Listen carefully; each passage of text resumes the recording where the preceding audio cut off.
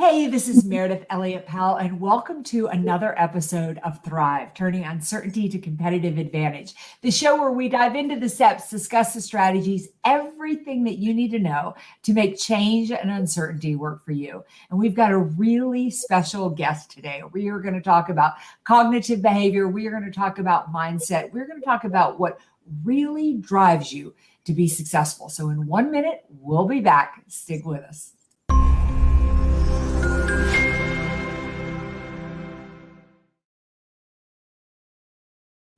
All right, again, this is Meridith Elliott Powell, and welcome to Thrive. I want to introduce our really special guest, somebody I feel like I have known forever, but this is actually the first time that she and I are going to get to connect and have a conversation. So if we get a little carried away in our own little world, just stick with us, but I will try to pay attention to the comments section. Carole, welcome to the show. This is Carole Mahoney. Tell our audience a little bit about you and the work that you do. You are joining us from your home in Maine today. Is that correct? Yes. So I'm in the Lakes region of Maine, where I run my company, Unbound Growth. And our focus is on a cognitive behavioral approach to sales performance.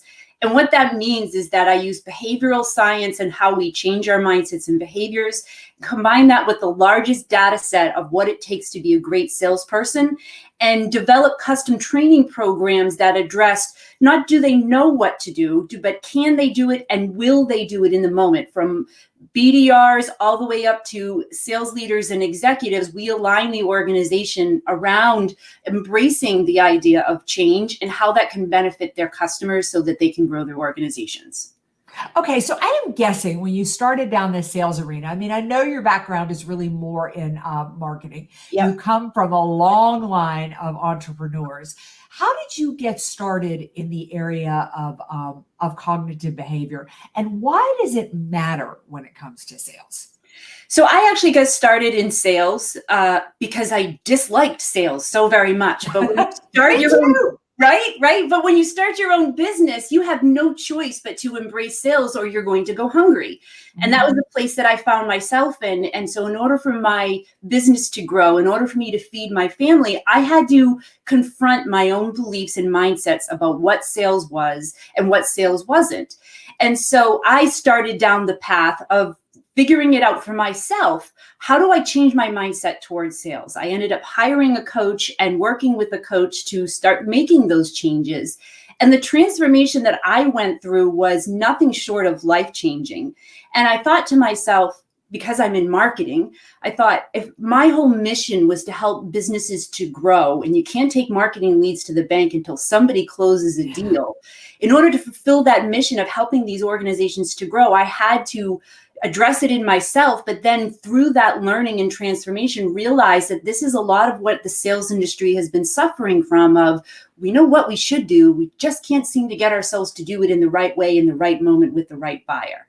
And what we don't really talk about a lot in sales, we talk about the tactics and we talk about the strategies, but we don't talk about the mindsets that either help or hinder us to actually execute on those things, and also be able to adapt and adjust as our buyers adapt and adjust, as the pandemic has taught us all.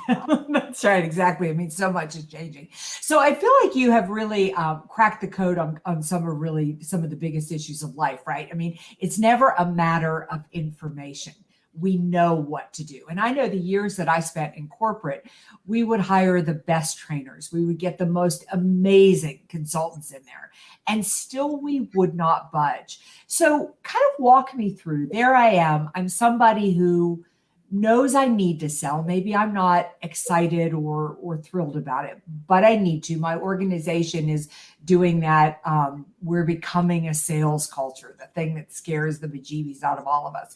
Where do you start with assessing cognitive behavior? And if I'm not somebody who'll do it, are there things that you can do to help me get over those humps? Absolutely. So with any kind of change in our life, whether it's getting healthy or becoming a better salesperson, it all starts with identifying what are our personally meaningful goals to want to go through this change. Because without that, we're just trying to adopt tactics and trying to, by sheer willpower, force ourselves to do these things.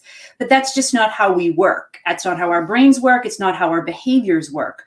So what I encourage organizations to do before we get into any assessments or evaluations or anything along those lines, I encourage them to, I help their employees, or if you're self-employed, finds people who can help you to identify what's personally motivating to you. What does success look like? Why is that important?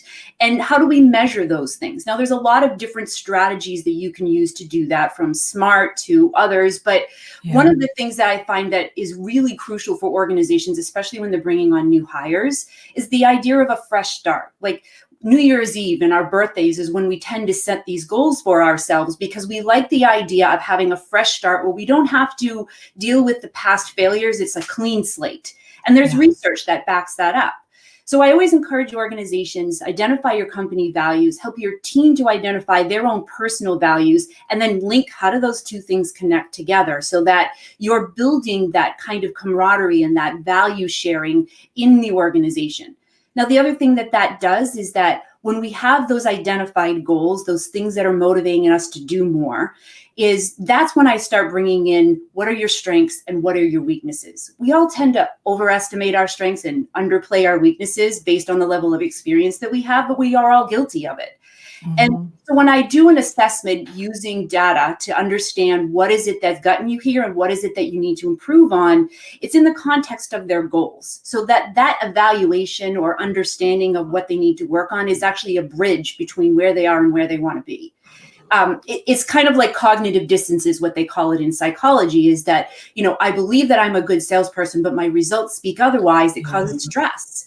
And to reduce that stress in your sales organizations, give them the tools to know what is it that they need to improve on, and then give them the resources to create custom development programs specific to them. Now, one of the things that I hear a lot from organizations when I say that is there's no way that's scalable. How could I create a custom plan for everyone on my team? Well, the beauty of it is that you don't. They do. They get their report. They decide where is it that I need to make improvements. They share that with their manager. They have regular meetings with their manager where they come with, here's what I'm struggling with today. And their manager really is acting as the guide and the coach to help them navigate through that. They're not doing it for them. They're just there as the person, again, who's guiding and coaching them. And it's amazing some of the transformations that I've seen in people. My favorite thing is getting emails back from clients who say, I never imagined how much this would change my life. I imagined and hoped it would change my sales performance, but it's made me a better parent. It's made me a better spouse. It's made me a better son or daughter, because it's really about how we communicate, how we have our relationships and build those. And cognitive behavioral change is really about changing how we think so we can improve our outcomes and our actions. Yeah, I think it's fascinating in life that that it's not about information. That isn't the thing that really, that really drives us. And then I think it's fascinating that what we want and what we do are often separate pieces, that it's like you're never really stopping to be present in that. And one of the most fascinating things that I found in the middle of the pandemic was I would always ask people, I got this from a friend of mine, Bill Backrack, and he said, are you somebody who runs to the sound of the gunfire and takes action when uncertainty hits? Or are you somebody who takes more of a wait and see approach? And what I found was when I was asking people that, over 75% of the people responded, I'm somebody who takes a wait and see approach, but I want to be somebody who runs to the sound of the gunfire. And I think that even in the middle of the pandemic, some of the best salespeople out there got stuck. This was such a level of uncertainty. We froze, and I'm sure that happens at pieces in life. So where does progress fit into this? Where do baby steps fit into this, or small steps if that's the wrong, but when even people who are high performers who have done the work get stuck, how do we start to move through that again? And it's exactly what you said. It's the small baby steps. Like all of the research is saying that when we want to make a change, it's not done with these drastic things that will overwhelm us and we'll put our heads in the sand and kind of take the wait and see. It's really about identifying what's the small step that I can take and then repeating that and building those strong habits that get built over time. So for example, I lost 80 pounds during the pandemic. I know, you look amazing. Thank you, and I feel amazing. 80 pounds. Did you hear that? That's like a whole other person gone, right? Yeah. But the same way, what was interesting to me is that I didn't realize that the same research, the same approach that I've been using with sales teams for the last couple of years to achieve amazing growth are the same concepts that I could apply to weight loss. Because it's really, again, about behavioral change. And I knew I needed to eat more vegetables and move around more. But when the pepperoni pizza was around, it was a lot harder for me to resist those things. And so I started understanding where these thoughts, where these mindsets were coming from, and taking small steps to change the way that I think about it. And with that small step, adding an action to that. So, for example, one of the things that I struggled with in weight loss was I grew up in restaurants. You ate when you could, you ate as fast as you could, and then you were out the door, right? Yeah. So sitting down for a meal and not having a television or a screen or something I was doing in front of me to distract me and just mindlessly eating, I never thought of that as being a way for me to actually lose weight. Funny thing is it works in sales too, is sometimes we're such in a hurry to get out the numbers, the outbound prospecting, the things that we need to do, that we don't realize that sometimes if we just stop and slow down and realize what it is that we should be doing, we can have much more effect without having to go crazy over it. So yeah. It's taking small baby steps. It wasn't like I suddenly changed my diet overnight. I started something small, like sitting down and eating mindfully was one of the small changes that I had to make. And you just keep stacking those small changes on top of each other until you realize 18 months later, I've lost 80 pounds. I want to ask you. I want to ask you about mindfulness. We're talking about weight loss, and I think it's such a great example because, oh my gosh, if we all had a dime for everybody out there who wants to get healthier, and how many books and videos are there out there about there, but we struggle as a nation, as a world, we get heavier. But years ago, I was watching some television show and they had all these health gurus on there and they were asking them all for their biggest health tip. And Deepak Chopra was on there too. And when they got to him, everybody was like, you should eat this food. This is the exercise you do. You need to eat in these directions. All he said was mindfulness. If you think about things before you do them, and I've never forgotten that. It's probably been like 8 years ago. And he's so right. Any bad thing I do in my life is a lack of mindfulness. I just do it before I think, whether it's overcommit to something, whether it's take a client I shouldn't take, whether it's make a bad sales call, do a bad keynote, eat a pie. I do it all because I'm not thinking. So I want to go back to this idea of, there you spend years of your life not as healthy as you want to be, or years of your life hating sales. What as a coach, as somebody who's looking at my team, is that something you have to come to, or is it something I can help inspire in you? And I kind of want to walk through that from what were the light bulbs in your life in both of those areas?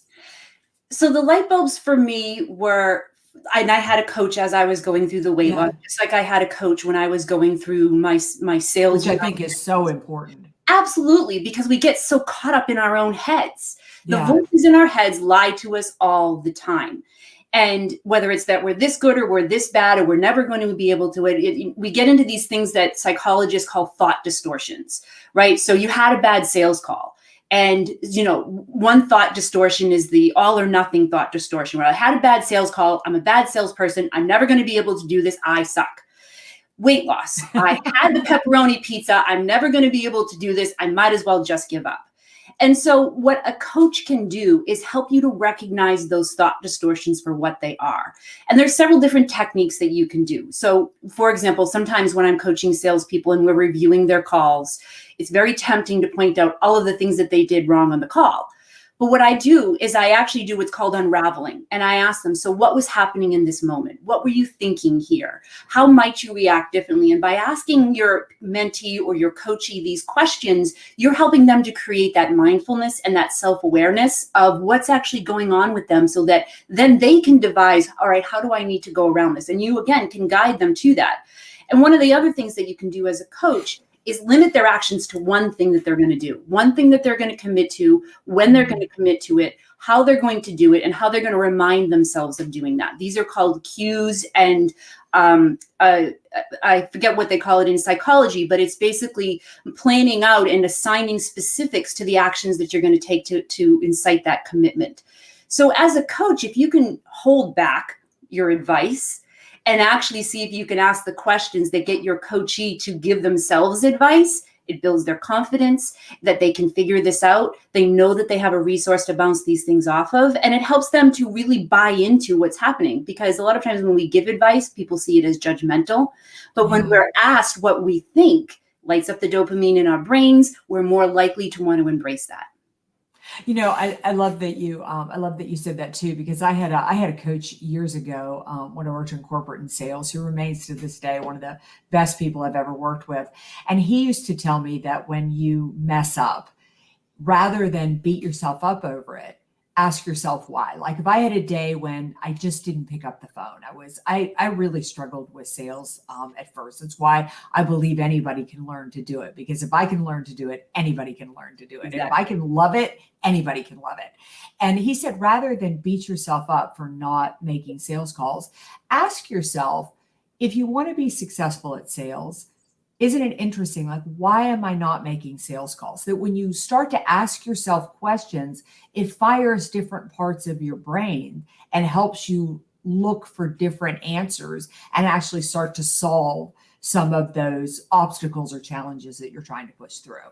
Yeah, absolutely. And sometimes I've even found myself, like when people are call reluctant, I ask, so what is the thing you're most afraid of? What's the worst that can happen? They're going to hang up on me. They're going to think I'm a jerk or something along those lines. And again, it comes back to asking questions. Well, how true do you think that is? Or where does that come from for you?